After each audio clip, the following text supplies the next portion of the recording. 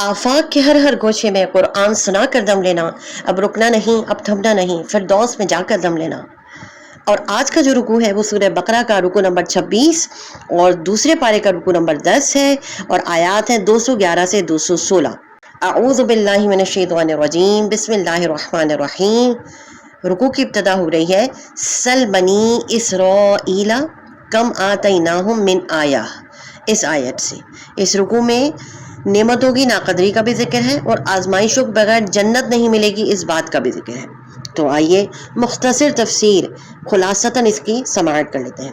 गुज़िश्ता रुकू में दो तीन जो गुज़िश्ता रुकू गुजरे हैं उसमें चूँकि चंद इनामात इलाही का बयान था जो उम्मत मुस्लिमा को मिले हैं और जंगो जदाल से रोका गया था।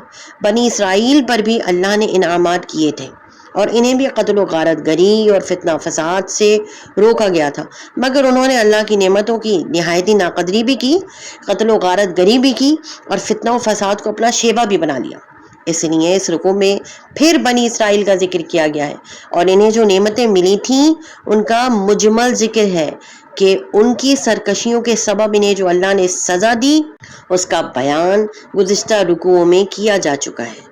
इस तरह मुसलमानों को मुतनब्बे किया जा रहा है, अलर्ट जारी कर दिया गया है कि देखो तुम उन बनी इसराइल की तरह अल्लाह की नेमतों की नाशुक्री और नाकदरी न करना और कत्लो गारत गरी और फितना और फसाद में मुब्तला न हो जाना।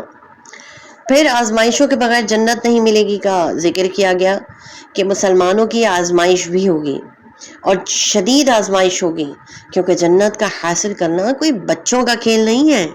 जब सब्र और इस्तिकामत का सबूत तुम दे दोगे तब अल्लाह की मदद भी आएगी और फिर तुम पर आसमान अपनी बरकतें नाजिल करेगा और फिर तुम पर आसमान से अल्लाह तबारक व तआला अपनी बरकतें नाजिल फरमाएगा, ज़मीन अपने ख़जाने उगल देगी और आखिरत में जन्नत और उसकी नेमतों के वारिस बनोगे।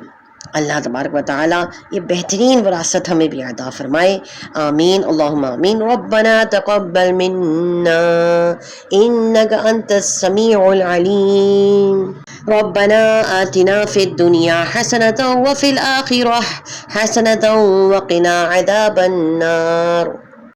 अल्लाहुल काफ़ी रब्बुनल काफ़ी क़सदनल काफ़ी वजदनल काफ़ी लिकुल्लिल काफ़ी कफ़ानल काफ़ी व निअमल काफ़ी। अल्हम्दुलिल्लाह अल्हम्दुलिल्लाह। अल्हम्दुलिल्लाह।